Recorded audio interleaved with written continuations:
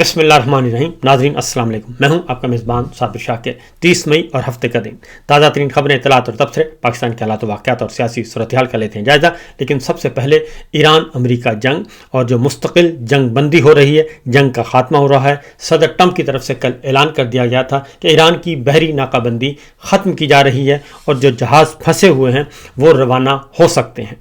اور اس کے ساتھ ساتھ صدر ٹرمپ نے اور بہت سارے کہا گیا تھا کہ ہمارے مطالبات ایران نے مان لیے ہیں اور یہ ٹرم اینڈ کنڈیشنز ہیں جس کی بنیاد پہ ہم ایران کی بحری ناکہ بندی ختم کر رہے ہیں. لیکن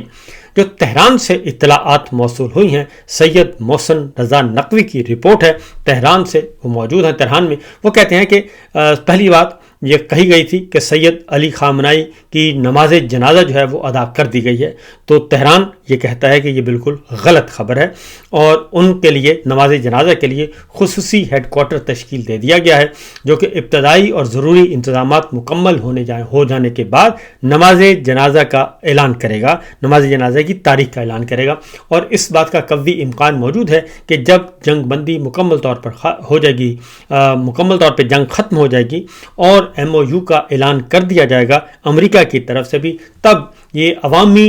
سطح پہ یہ نماز جنازہ ادا کیا جائے گا ایران میں. اور دوسری جانب دوسری خبر یہ ہے کہ ایران کے ذرائع کہتے ہیں کہ صدر ٹرمپ کے دعووں کی ہم تردید کرتے ہیں کہ جو صدر ٹرمپ نے دعویٰ کیا ہے کہ آبنۂ ہرمز کو بغیر کسی ٹیکس کے کھول دیا جائے گا.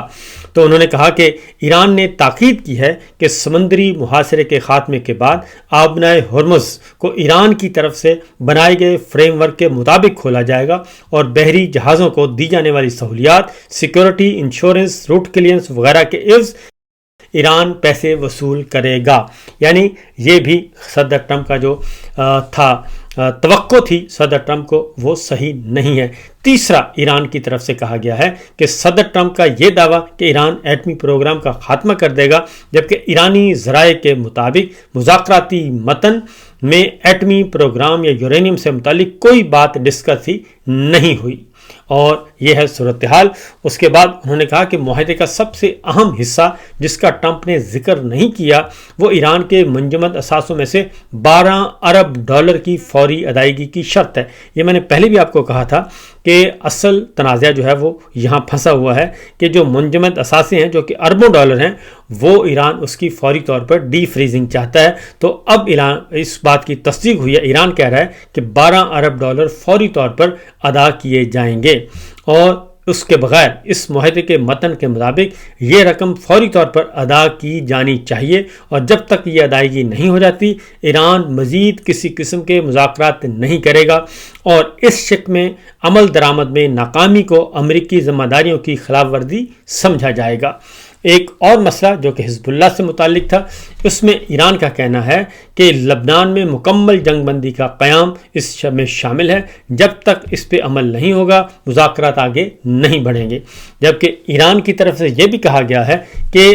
جب یہ مسائل حل ہو جائیں گے تو ایران اس صورت میں مذاکرات کے دوسرے مرحلے میں تمام پابندیوں کے خاتمے اور جوہری معاملے پر اپنی سرخ لکیروں کے مطابق مذاکرات کرے گا. یعنی ریڈ لائن جو ایران کی متعین کردہ ہیں وہ اس کو عبور نہیں کرے گا. جبکہ دوسری جانب یہ بھی کہا گیا کہ اسرائیل نے جنوبی لبنان کے علاقے المنصوری میں، زوتر الشرقیہ میں اور دیگر علاقوں میں مجموعی طور پر فضائی حملے کیے، جن میں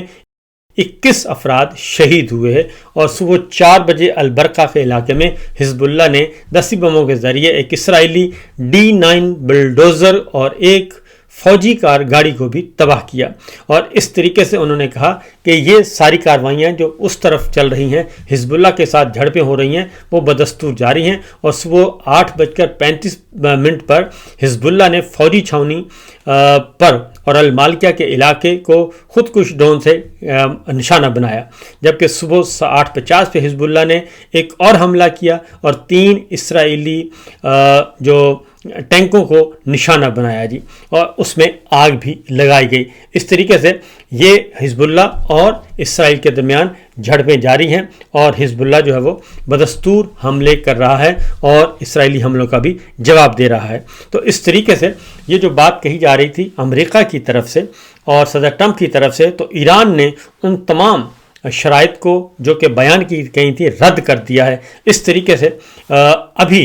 ہنوز دلی دور است، کیونکہ ابھی ہڈن بہت کچھ ہے. اس کی ریزن میں آپ کو بتا دوں کہ امریکہ اور ایران کے درمیان ایران کی شرائط تسلیم کیے بغیر اور کوئی آپشن نہیں تھا امریکہ کے پاس، چونکہ امریکہ نے صدر ٹرمپ نے رجوع کیا تھا چائنا سے کہ شاید چائنا سے کسی قسم کی کوئی فیور مل جائے ایران کے خلاف، لیکن صدر ٹرمپ کا اس حوالے سے دورہ چین جو ہے وہ مکمل طور پر ناکام رہا تھا اور چائنا نے کسی قسم کی کوئی رعایت دینے سے انکار کر دیا تھا. یہ تو ہو گیا آپ کا ایران اور امریکہ کی صورتحال. اب ذرا آتے ہیں جی پاکستان کی طرف، کیونکہ پاکستان میں بھی پاکستان کی جو سیاست ہے وہ بھی ایران امریکہ جنگ اور ایران اسرائیل جنگ کے ارد گرد گھوم رہی ہے، کیونکہ جو پسندیدہ ڈیل چاہ رہے تھے صدر ٹرمپ وہ کم از کم ایران کے اعلان کے مطابق وہ ڈیل ان کو نہیں ملی، اور اس کے پاکستانی سیاست پر کیا اثرات مرتب ہوں گے یہ آنے والے دنوں میں بہت اچھی طرح اندازہ ہو جائے گا. کیونکہ اس وقت جو ہمارے وزیر خارجہ ہیں فارم 47 کے، وہ امریکہ کے دورے پر ہیں. امریکہ میں انہوں نے کچھ باتیں کی ہیں. انہوں نے کہا کہ اوورسیز پاکستانی اپنی جڑوں سے وابستگی کو برقرار رکھتے ہوئے پاکستان میں سرمایہ کاری کریں اور ملک کی ترقی کے سفر میں شریک بنیں. تو گزارش یہ ہے کہ سب سے پہلے تو اسحاق ڈار صاحب کو چاہیے کہ وہ سب سے پہلے تو اپنی جتنی بھی انویسٹمنٹ یا اپنے بچوں کی جو انویسٹمنٹ ہیں اور پراپرٹیز ہیں ان کو چاہیے کہ وہ ساری کی ساری اٹھائیں، ان کو بیچیں اور وہ پاکستان میں لے جائیں. اپنے بچوں کو بھی کہیں کہ کاروبار پاکستان میں کریں، اپنا کاروبار بھی اپنی دولت بھی پاکستان سے جو باہر ہے اپنے بچوں کے نام یا کسی اور کے نام وہ لے جائیں. دوسرا، اپنے سمدھی نواز شریف صاحب کو بھی یہ مشورہ دیں کہ ان کی سعودی عرب میں، UAE میں، برطانیہ میں، یورپی ممالک میں، رشیا میں اور کسی اور ملک میں، آذربائیجان یا بیلاروس، کہیں بھی کچھ جائیدادیں ہیں، کوئی کاروبار ہیں، کچھ کمپنیاں ہیں، تو ان کو چاہیے کہ وہ کاروبار بھی سب سے پہلے پاکستان میں لے کے جائیں. اگر واقعتاً ان کو پاکستان کی معیشت پہ اور پاکستان کی صورتحال پر اعتبار ہے اور واقعتاً وہ چاہتے ہیں کہ اوورسیز پاکستانی بھی اپنا سب کچھ لے کر واپس چلے جائیں، تو سب سے پہلے تو اسحاق ڈار صاحب کو، شہباز شریف صاحب کو، ان کے بچوں کو، نواز شریف صاحب کو، ان کے بچوں کو، مریم صاحبہ کو، ان کے بچوں کو وہ ساری جائیدادیں جو ہیں، سارا کاروبار جو ہے وہ پاکستان میں واپس لانا چاہیے. تو یہ ظاہر ہے کہ وہ کسی بھی صورت میں نہیں لے کے آئیں گے. اس کی ریزن ہے کہ وہ پاکستان کو سیف ہیمن نہیں سمجھتے، بلکہ پاکستان وہ ان کے لیے ایک چراگاہ ہے اور وہاں پہ وہ اقتدار حاصل کرتے ہیں، دولت بناتے ہیں، بیرون ملک اپنے کاروبار چمکاتے ہیں اور اس کے بعد وہ پھر چلے جاتے ہیں. تو دوسری جانب اسحاق ڈار صاحب نے یہ بھی کہا کہ شہباز شریف کی حکومت نے ملک کو شدید معاشی چیلنجز سے نکال کر استحکام کی راہ پر گامزن کیا ہے اور اب پاکستان پائیدار اور تیز رفتار معاشی ترقی کی جانب بڑھ رہا ہے. یہ نیو یارک میں انہوں نے خطاب کیا ہے، جبکہ حقیقت یہ ہے کہ اس وقت پاکستان کی معیشت جو ہے 4 سال گزرنے کے بعد جو کچھ عمران خان صاحب کے دور میں بہت اچھا تھا وہ اب بدترین شکل اختیار کر چکا ہے. اور جو یہ کہتے ہیں کہ پاکستان جو ہے وہ معاشی استحکام کی طرف گامزن ہے، تو 1 لاکھ ارب روپیہ قرضہ جو ہے وہ 4 سالوں میں لیا گیا ہے. اور دوسری جانب 90 غیر ملکی کمپنیاں پاکستان سے اپنا کاروبار بند کر کے جا چکی ہیں. اور تیسرا یہ کہ خط غربت سے پاکستان کی آدھی آبادی جو ہے وہ گر چکی ہے. یہ ہے صورتحال. مہنگائی، بے روزگاری و انتہا کو پہنچ چکی ہے. 150 ٹیکسٹائل ملز جو ہیں وہ بند ہو چکی ہیں اور شارٹ فال، جو ٹیکس کا شارٹ فال اپنی جگہ ایکسپورٹس جو ہیں وہ گر چکی ہیں. 2 ارب ڈالر سے کم ہو کر وہ 1.3 ارب ڈالر تک رہ گئی ہیں. یہ معاشی استحکام اس کو بتا رہے ہیں. جبکہ بجلی دنیا میں سب سے مہنگی پاکستان میں ہے اور پیٹرول، ڈیزل اور مٹی کا تیل سب سے مہنگا پاکستان میں ہے، جس کو یہ استحکام کہہ رہے ہیں. دراصل قرضوں کی معیشت ہے. قرض صرف اور قرض پہ معیشت چل رہی ہے. چائنا کا قرض، کویت کا قرض، قطر کا قرض، سعودی عرب کا قرض، IMF کا قرض، ورلڈ بینک کا قرض، یہ ہے قرض اور قرضوں کی معیشت پہ چل رہے ہیں اور کہہ رہے ہیں کہ ہماری معاشی استحکام آ رہا ہے، تو میرا خیال ہے کہ اتنا بیوقوف کوئی بھی نہیں ہے۔ اور پھر یہ کہ پاکستان سے $100 ارب بقول وزیر داخلہ محسن نقوی فارم 47 کے باہر جا چکا ہے، تو اس سے آپ اندازہ کر سکتے ہیں کہ یہ کتنا بیوقوف سمجھتے ہیں لوگوں کو اور باہر جا کر کس طریقے سے یہ بیان کرتے ہیں۔ ایک اور بات ہی، اگلی خبر کی طرف چلتے ہیں۔ عمران خان صاحب کو 4 سال ہو چکے ہیں رجیم چینج آپریشن کو، اور 4 سالوں میں تقریباً 8 عیدیں ہو چکی ہیں، اور 8 عیدوں پہ میں نے کل بھی یہ جو آخری عید ہماری گزری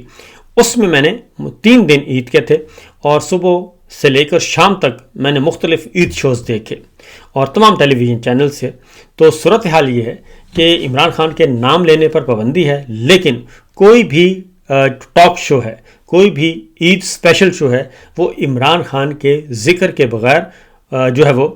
مکمل نہیں ہوا۔ ہر عید شو میں عمران خان کا ڈائریکٹ اور انڈائریکٹ ذکر موجود تھا، پاکستان تحریک انصاف کا ذکر موجود تھا، اور اس سے آپ اندازہ کر سکتے ہیں کہ پاکستان کی سیاست ہو، صحافت ہو، وہ عمران خان کے ذکر کے بغیر اور